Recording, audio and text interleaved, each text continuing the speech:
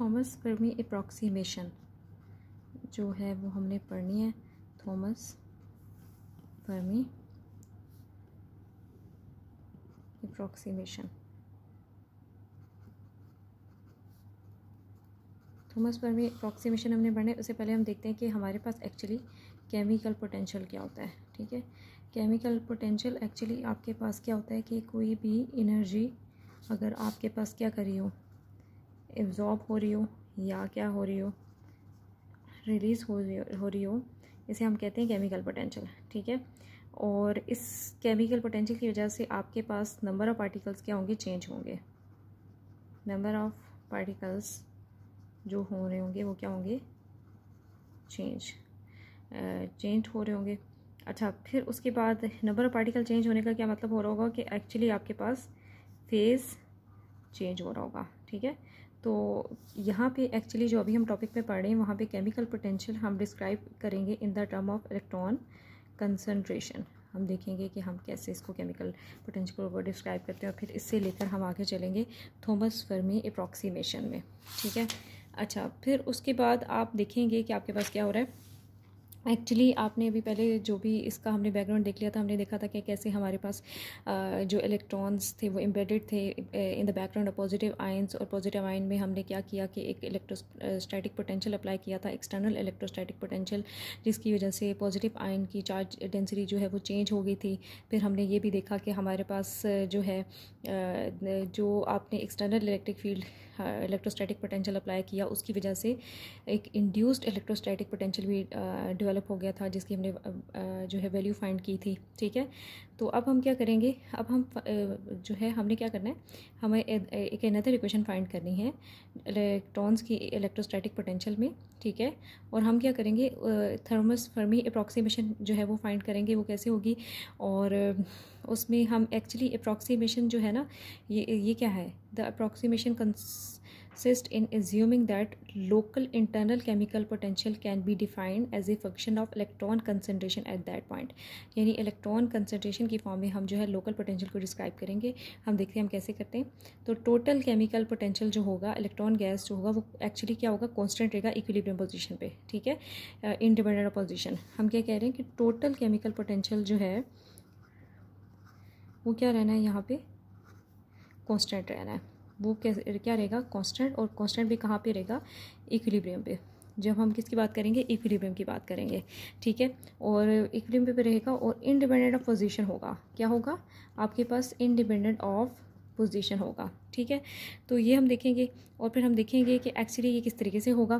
तो उसके लिए हम देखते हैं कि कैसे होगा आपके पास। ठीक है, सबसे पहले हम सपोज करेंगे कि कोई रीजन हम सपोज करते हैं, हम क्या कहते हैं कि हमारे पास क्या है, हम कहते हैं consider a region in which there is electrostatic contribution है, इलेक्ट्रोस्टैटिक कंट्रीब्यूशन है या इलेक्ट्रोस्टैटिक पोटेंशियल है आपके पास। तो उसका केमिकल पोटेंशियल क्या होगा, उसका केमिकल पोटेंशियल होगा EF यहाँ पे आपके पास क्या है, फर्मी एनर्जी है। और अगर आप इसके इलेक्ट्रोस्टैटिक पोटेंशियल के टाइम पे आप फाइंड करें कि आपके पास केमिकल पोटेंशियल किसके इक्वल है, हम कह रहे हैं कि हमारे पास बल्कि हमने क्या किया, यहाँ पे हमने वो रीजन लिया है जहाँ पे आपके पास अगर हमने सपोज किया कि अभी हमने बाहर से आउटसाइड से कोई इलेक्ट्रोस्टैटिक पोटेंशियल अप्लाई नहीं किया। हम कहते हैं नो इलेक्ट्रोस्टैटिक कंट्रीब्यूशन, बल्कि हमने क्या कहते हैं, नो इलेक्ट्रोस्टैटिक कंट्रीब्यूशन है आपकी अभी केमिकल पोटेंशियल की इस रीजन में। तो आपके पास फर्मी लेवल केमिकल पोटेंशियल के इक्वल होगा, जो कि किसके इक्वल होता है, जो कि इक्वल होता है h² डिवाइडेड बाई 2m के इक्वल होता है, या फिर हम लिखते हैं 3π² n0 की पावर 2/3। ये हम चैप्टर 6 में या सॉलिड 2 में हम कर चुके हैं। तो n0 भी हमें पता है किसके इक्वल होता है, n/v के इक्वल होता है। ठीक है, ये आपके पास यहाँ पे ये n0 जो है ये क्या है, आपके पास इलेक्ट्रॉन कंसंट्रेशन है, और ये कौन सी जगह पे इलेक्ट्रॉन कंसंट्रेशन है, फर्मी एनर्जी पे। हम कह रहे हैं कि हमारे पास क्या है, Fermi energy to the electron concentration है आपके पास, ठीक है। अच्छा, अब आपने क्या करना है, अब अपनी इलेक्ट्रोस्टैटिक पोटेंशियल जो है वो हमने बताना है।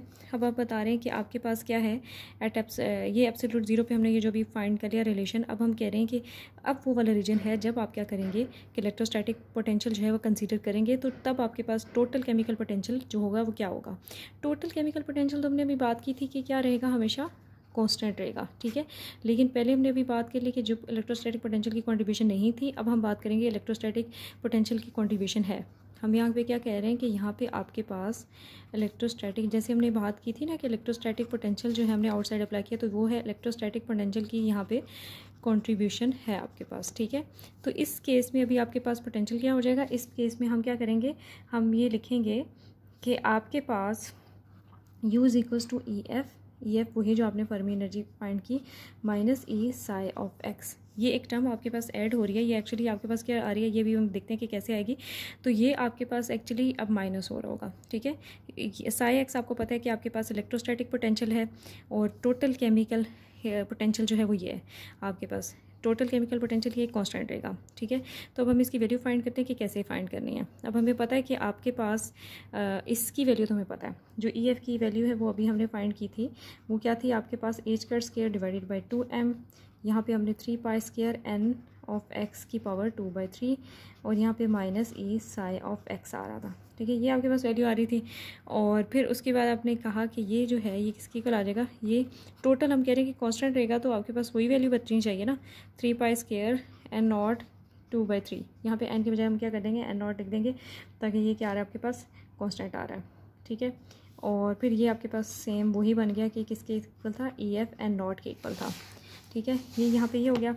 ये आपके पास किसके लिए एप्लीकेबल है, ये आपके लिए एप्लीकेबल है स्टैटिक जो है इलेक्ट्रोस्टैटिक पोटेंशियल के लिए इक्वल है, ठीक है। फिर हम एक इसकी डायग्राम देख लेते हैं जो कि ऑलरेडी आपकी बुक में भी बनी हुई है, वो आप अगेन उसमें देख लीजिएगा। उसमें आपके पास किस तरीके से बना हुआ है, उसमें आप देखें कि आपके पास ऐसी कोई रीजन है, ठीक है। और फिर हम उसको कहते हैं कि ये आपके पास ये वाला पॉइंट कौन सा है, ये आपके पास केमिकल पोटेंशियल है, जिसको हम किससे रिप्रेजेंट करें, यू से रिप्रेजेंट करें। ये वाला पॉइंट आपके पास क्या है, ज़ीरो है। ये आपके पास ज़ीरो रीजन कौन सा है, ये आपके पास normal electron concentration, normal electron concentration का रीजन आपके पास अभी ये बन रहा है। ये वाला रीजन आपके पास कौन सा बन रहा है, केमिकल पोटेंशियल का रीजन बन रहा है, ठीक है।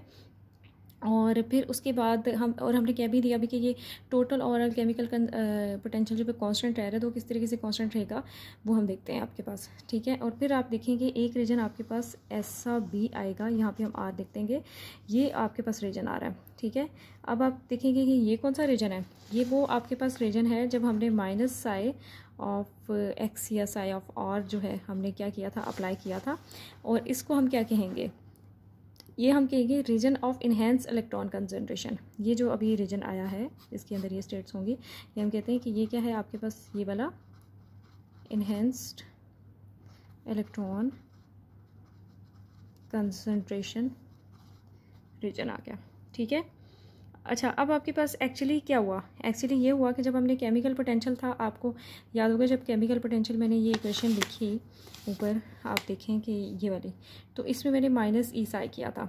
मैंने माइनस ई साई क्या किया था, मैंने माइनस ई साई इसीलिए किया ताकि आपके पास ये यू इसके इक्वल आ जाए, यानी ये इन्हेंस वाला रीजन इसमें से मैंने माइनस कर दिया था ताकि मेन अगेन वो ई एफ के बराबर केमिकल पोटेंशियल के बराबर आ जाए, और केमिकल पोटेंशियल क्या आ रहा हो, कॉन्स्टेंट आ रहा हो, ठीक है। तो इसीलिए हमने क्या किया था, एक्चुअली हमने यही किया था कि आपके पास ये वाला काम हम तब कर रहे थे जब आपके पास क्या हो कि आपके पास हम चाहते हों कि केमिकल पोटेंशियल जो है वो क्या रहे, कांस्टेंट रहे। तो उसके लिए हम क्या करेंगे, उसके लिए हम ऐसे पॉइंट पे जब आपके पास हम देख रहे हैं कि आपके पास इलेक्ट्रॉन्स की कंसंट्रेशन यहाँ पे क्या कर रही है, बढ़ रही है, हम बढ़ा देते हैं, इलेक्ट्रॉन की कंसंट्रेशन बढ़ा देते हैं ताकि हमारे पास ओवरऑल केमिकल पोटेंशियल क्या रह रहा हो, कांस्टेंट रह रहा हो, ठीक है। और यहाँ पे बढ़ाने की वजह से क्या होगा, आपके पास पोटेंशियल एनर्जी मिनिमम हो जाएगी। तो एक्चुअली हमने पोटेंशियल एनर्जी यहाँ पे क्या कर दी है, डिक्रीज़ कर दी है, ठीक है। तो ये इस तरीके से आपके पास यहाँ पे हमने केमिकल पोटेंशियल को क्या किया, कांस्टेंट किया, ठीक है। तो इसको हम आगे भी करते हैं कि हमने कैसे करना है। इलेक्ट्रोस्टैटिक पोटेंशियल का अभी हमने देख लिया था कि आपके पास केमिकल पोटेंशियल की वैल्यू कैसे की। अब हम देखते हैं कि आपके पास केमिकल पोटेंशियल वैल्यू की जो है वो हम कैसे इसको फाइंड कर सकते हैं। ये हमने फर्मी एनर्जी की वैल्यू लिखी थी n ऑफ x और यहाँ पे हम लिख रहे थे कि आपके पास क्या था, minus e psi of x is equals to यहाँ पे ई एफ और एन नॉट के इक्वल था। इस पर हम क्या लगाएंगे, टेलर एक्सपेंशन लगाएंगे, सीरीज़ लगाएंगे, तो वो आपके पास क्या बन जाएगी, वो हम ये लिखेंगे e f n of x तो ऑलरेडी था, यहाँ पे हम ले आए n not minus n not, और यहाँ पे हमारे पास क्या आ जाएगा minus e psi of x is equal to e f n naught. इसको भी थोड़ा सेट कर लेते हैं, ई एफ हम लिखते हैं यहाँ पे n not plus n of x minus n of not, ये आ गया आपके पास minus e psi of x is equal to e f और एन नॉट। अब इस पर टेलर एक्सपेंशन लगाएंगे, तो टेलर एक्सपेंशन कैसे लगेगी, टेलर एक्सपेंशन लगेगी ई एफ यहाँ पे आ जाएगा n not plus n of x minus n not, और यहाँ पे आपके पास क्या आ जाएगा d e f divided by हम लिखेंगे d n not minus e psi of x is equal to 0, e of f n not आ जाएगा, ये दोनों आपस में कैंसिल हो जाएंगे और पीछे आपके पास बचेगा ये, और यहाँ से आप क्या कर सकते हैं, यहाँ पे आप लिखेंगे d e f divided by d n not minus e psi of x is equal to 0, ठीक है। फिर इसके साथ आप बताएंगे कि जो आपके पास d e f divided by d n not होता है वो किसके इक्वल होता है, वो इक्वल होता है 2EF divided by 3N not के इक्वल होता है, ठीक है। और 3N नॉट के इक्वल होता है। अब ये कैसे इक्वल होता है, इसको अब हम भी प्रूव करते हैं पहले कि ये कैसे इक्वल होगा।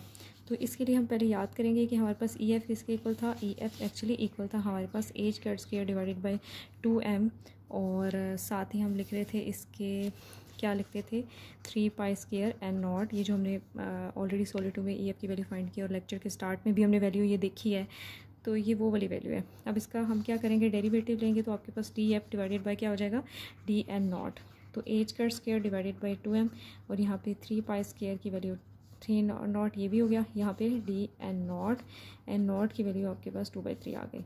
तो ये बाकी सारी चीज़ें वैसे ही आ गई, यहाँ पे आ जाएगा 2/3 एन नॉट 2/3 माइनस 1, तो ये क्या हो जाएगा। नेक्स्ट स्टेप में हम देखेंगे कि हमारे पास 2/3 एन नॉट माइनस 1/3 आ रहा है, यानी आपके पास h cut square divided by 2M, यहाँ पे 3 पाई स्क्वायर था और यहाँ पे हम एन नॉट की वैल्यू 2/3 लिखते हैं। अब यहाँ पे एन नॉट जो 2/3 है ये ऊपर खुद से लेके आए तो हम नीचे भी 2/3 लिखते हैं, और जो हमने इसकी वैल्यू फाइंड की थी साथ वो थी आपके पास 2/3, और यहाँ पे एन नॉट की वैल्यू माइनस 1/3 आ गई, ठीक है। एन नॉट की वैल्यू यहाँ पे माइनस 1/3 आ गई, और हाँ बल्कि ये ऊपर यहाँ पे ये थी तो यहाँ पे पॉजिटिव हो जाएगी, और इसके बाद क्या हो जाएगा आपके पास, इसके बाद ये हो जाएगा कि आपके पास ये जो सारी टर्म ऑलरेडी बन रही है, यानी आप इसको कहेंगे कि ये जो सारी टर्म बन रही है ये किसके इक्वल है, ये EF के इक्वल है। तो नीचे बचा क्या, नीचे आपके पास एन नॉट की पावर 2/3 बच गया, ठीक है। और साथ आपके पास क्या बचेगा, साथ आपके पास यहाँ पे एक एन नॉट की पावर 1/3 और 2/3 ये चीज़ बच गई, ठीक है। तो अब इसको सॉल्व करेंगे तो आपके पास क्या बचेगा 2/3, यहाँ पे EF आ गया, यहाँ पे आपने 2/3 माइनस 1/3 लिखा, तो 2/3 माइनस 1/3 किसके इक्वल होता है 3, 2 माइनस 1 आपके पास 1/3 के इक्वल आ जाता है, ठीक है। बल्कि ये मैंने गलत कर दिया, माइनस नहीं है यहाँ पे प्लस है, तो यहाँ पे भी प्लस हो जाएगा, और प्लस तो ये आपके पास 3/3, तो 3/3 1 के इक्वल आ जाएगा। तो इसका मतलब है कि यहाँ पे 2EF divided by 3N not बन जाएगा, DEF divided by DN not. अब आप देखिए कि पीछे मैंने आपको यही बताया था यहाँ पे ऊपर कि ये आ रहा है, ठीक है। अब इसकी भी आप बात करेंगे कि ये भी कब है आपके पास, ये जो आपके पास वैल्यू आ रही है इसको भी हम देखते हैं कि ये कब है। देखिए इसको भी हम देखते हैं कि कब है, इसका हमने कह दिया था कि DEF divided by DN not किसके इक्वल है 2EF divided by 3N not के लिए है। ये कब है, when 2EF divided by 3N not, जब N of x minus N not जो है वो approximately E psi of x के इक्वल है, ठीक है। तो इसका मतलब है कि जो हमने पीछे अभी एक रिलेशन फाइंड किया था, कौन सा रिलेशन हमने फाइंड किया था कि जो हमने एक्सपेंशन लगा के फाइंड किया था ये रिलेशन, ठीक है। तो उसमें अब हमने क्या करना है, वैल्यू पुट कर देनी है, यानी DEF divided by D not, इसकी जगह हम वैल्यू पुट कर देंगे तो आपके पास क्या आ जाएगा। इस रिलेशन को अगेन लिख लेते हैं, आपके पास क्या था N of x minus N of naught, और यहाँ पे हम DEF divided by DN naught minus E psi of x is equal to 0 लिख देते हैं। अब इसकी जगह हम वैल्यू लिख लेंगे N of x minus N naught, यहाँ पे आ जाएगा 2EF divided by 3N naught minus E psi of x is equal to 0। तो आपके पास क्या आ जाएगा, पहले हम लिखेंगे ये हम इधर ही लिखते हैं by 3n0 is equal to e psi of x, ये इधर हो गया। अब हम क्या करेंगे कि n of x minus n0 is equals to 3n0 divided by 2f, और यहाँ पे ई साई ऑफ एक्स आ जाएगा, ये आ गया आपके पास। अच्छा, अब आपने ये कर लिया, अब आप क्या करेंगे, इसका जो लेफ़्ट हैंड साइड पार्ट है वो किसको कर रहा है, एक्चुअली जो ये लेफ़्ट हैंड साइड जो है इसका पार्ट है वो किस शो कर रहा है, इंड्यूस्ड पार्ट है। क्या है, इंड्यूस्ड कंसंट्रेशन का पार्ट है, ठीक है, इंड्यूस्ड कंसंट्रेशन का पार्ट है। तो इससे फिर हम थोड़ी सी और भी चीज़ याद कर सकते हैं कि हमारे पास एक्चुअली क्या हुआ था इंड्यूस्ड पार्ट में, कि आपके पास ये इंड्यूस्ड पार्ट किसका, इलेक्ट्रॉन कंसंट्रेशन का। तो इस पर अगर हम फोरियर एक्सपेंशन लगाएंगे तो वो हमारे पास क्या आ जाएगा, फोरियर एक्सपेंशन कैसे लगाएंगे, वो हमें याद था कि रॉ इंड्यूस्ड जो है वो किसके इक्वल होता है,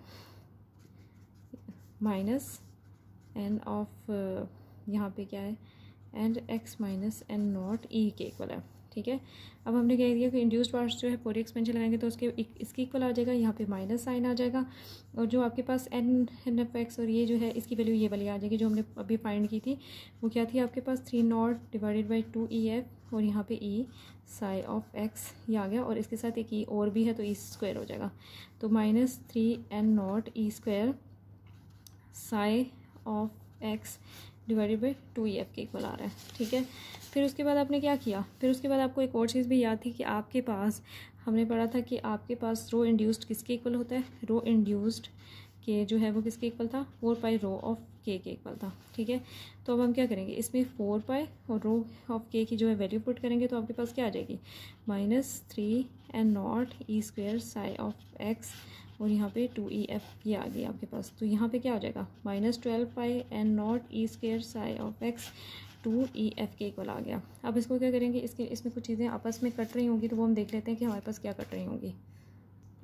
जी, इसके पास हम देखेंगे तो हमारे पास रो induced -6 pi n0 e square, और यहाँ पे क्या है EF, और यहाँ पे आपके पास एक आ रहा होगा के स्क्वायर, वो कैसे आ रहा है वो भी देख लेते हैं हम, कैसे आएगा वो देख लेते हैं।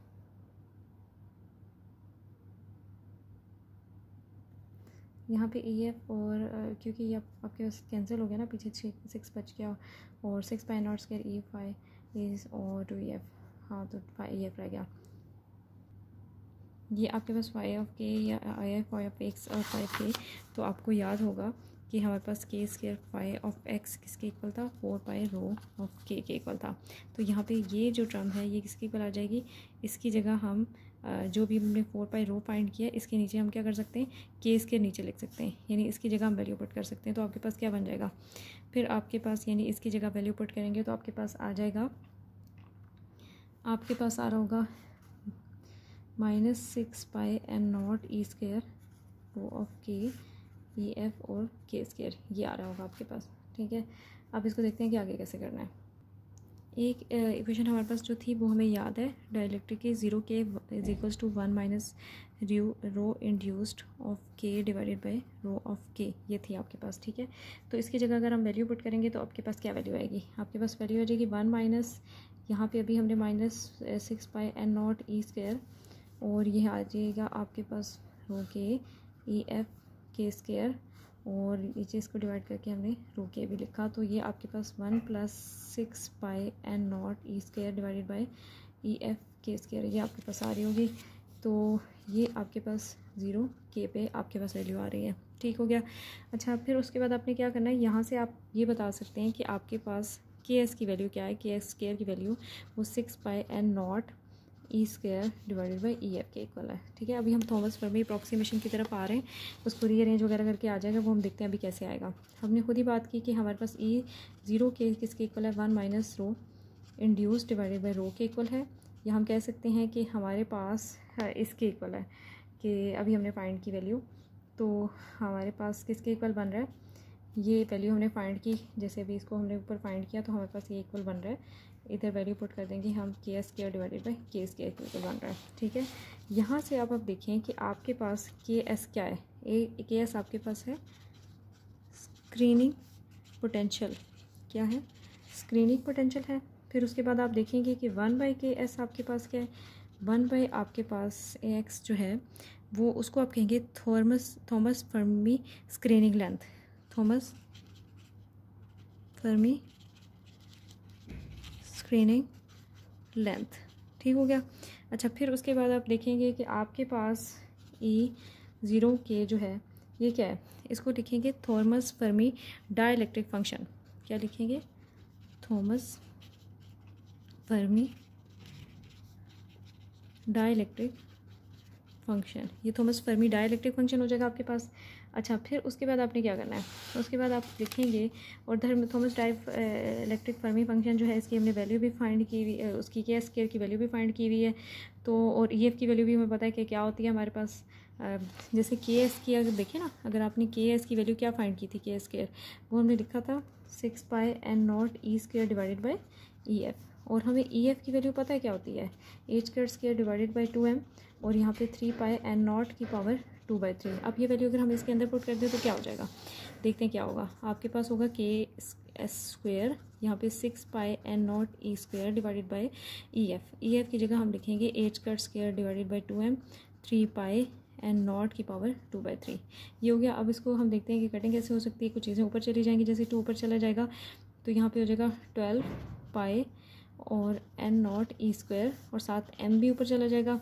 पीछे क्या बचेगा, पीछे यहाँ पे h² और यहाँ पे अगर आप 2/3 वाली पावर के साथ लिखें तो आपके पास बनेगा 3πn0 की पावर 2/3।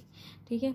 अब आप क्या करेंगे कि इसको लिखेंगे हम जो है ना, ये 4 × 3 लिख देते हैं 12 को, और यहाँ पे आप पाई की वैल्यू लिखें एक, और पाई की वैल्यू आपके पास चलें अभी इसको ऐसे ही लिख देते हैं E² और यहाँ पे m है। ठीक है। और यहाँ पे आपके पास h² है, यहाँ पे 3 की पावर आपने क्या फाइंड की 2/3, यहाँ पे पाई की वैल्यू 2/3 और यहाँ पे n की वैल्यू 2/3 आ गई। तो अब इन्हीं को ऊपर लेके जाते हैं, आपके पास क्या बन जाएगा 4 × 3 × पाई। पाई यहाँ पे 1 था और नीचे पाई की वैल्यू क्या थी, पाई की वैल्यू थी 2/3, तो वो ऊपर आ जाएगी। बट आई एम कन्फ्यूज कि उसकी वैल्यू, हाँ ठीक है, नीचे इधर स्क्वायर होता है पाई के ऊपर, तो यहाँ पे ऑलरेडी स्क्वायर था तो ये 4/3 होगा, तो 1 - 4/3 हो जाएगा यहाँ पे। और n0 की वैल्यू क्या आ जाएगी, n की वैल्यू आ जाएगी 1 - यहाँ पे आ जाएगा आपके पास 2/3, यहाँ पे E² और यहाँ पे m, और यहाँ पे नीचे 3 की वैल्यू आ जाएगी 1/3 h², ये आ गया। अच्छा, यहाँ से आप देखेंगे कि आपके पास क्या बन रहा होगा, यहाँ पे लिखेंगे 4 3/5, यहाँ पे 1/3, n की वैल्यू आपके पास 1/3 आ जाए आपके पास, और फिर n0 की वैल्यू, और यहाँ पे आ जाएगा आपके पास m E² divided by h²। तो यहाँ से आप क्या लिखेंगे, यहाँ से आप लिखेंगे 4 3/π की वैल्यू 1/3, n0 1/3 1/a0। a0 यहाँ पे क्या है, बोहर रेडियस। अच्छा, फिर उसके बाद आप क्या करेंगे, उसके बाद आप ये देखेंगे कि आपके पास हमने लिखा था x² 6πn0 E² divided by EF के इक्वल है। और अगर हम इसको फाइंड करें तो ये कैसे होगा, जैसे आपके पास डेंसिटी ऑफ स्टेट्स जो है हमने फाइंड की थी, वो आपके पास क्या थी 3n0 2EF। ठीक है। तो अगर हम इसको ऐसे लिखें EF डिवाइडेड बाई n0 किसके इक्वल बन जाएगा 3/2 DEF के इक्वल बन जाएगा। ठीक है। तो अब हम क्या करेंगे कि EF बाई n0 जो ये है ना, ये इसके साथ हम इसको सब्स्टिट्यूट कर देंगे, तो आपके पास क्या बनेगा KS² 6π और यहाँ पे हो जाएगा 2DEF, और यहाँ पे आपके पास क्या आ रहा होगा डिवाइडेड बाई 3, तो डिवाइडेड बाई 3, और साथ एक और चीज़ भी आ रही थी इलेक्ट्रॉन स्क्वायर जो है ना, ये भी आ रहा होगा, तो ये भी आ जाएगा आपके पास। ये आपके पास ये चीज़ बन गई। अच्छा, फिर उसके बाद आप क्या देखेंगे कि आपके पास क्या बन रहा है, यहाँ से ये चीज़ आ गई, और यहाँ से अगर आप इसको फाइंड करेंगे तो 4π E² DEF आपके पास आ रहा है। ठीक है। और ये किसके इक्वल है, KS² के इक्वल है। ठीक हो गया। तो यहाँ से अगर आप देखें तो आपके पास ये चीज़ ऐसे आ रही है। ठीक है। और ये वही बन रही है ना, जैसे आपने अभी KS² फाइंड किया था कि 6πn0 E² divided by EF, जो कि आपके पास 4 और 3/π 1/3, और यहाँ पे क्या था n0 1/3 डिवाइडेड बाई a0, वो किसके इक्वल बन रहा है 4π² E² DEF के इक्वल बन रहा है। तो ये आपके पास रिलेशन आ गया। ये आपके पास क्या है, density of states, density of states of free electron free electron gas भी आ रहा है आपके पास, ठीक है। ये चीज़ हो गया। अच्छा, ये आपने इस तरीके से ये फाइंड कर लिया। अब मैं आपको थोड़ा सा बुक में भी दिखा देती हूँ जो भी हमने किया है, ये सब किताब में भी हुआ हुआ है और यही एक्चुअली हमने फाइंड करना था, तो किताब भी थोड़ा शो करा देती हूँ मैं आपको। जैसे आपके पास ये टॉपिक था ये, तो इसमें देखें आप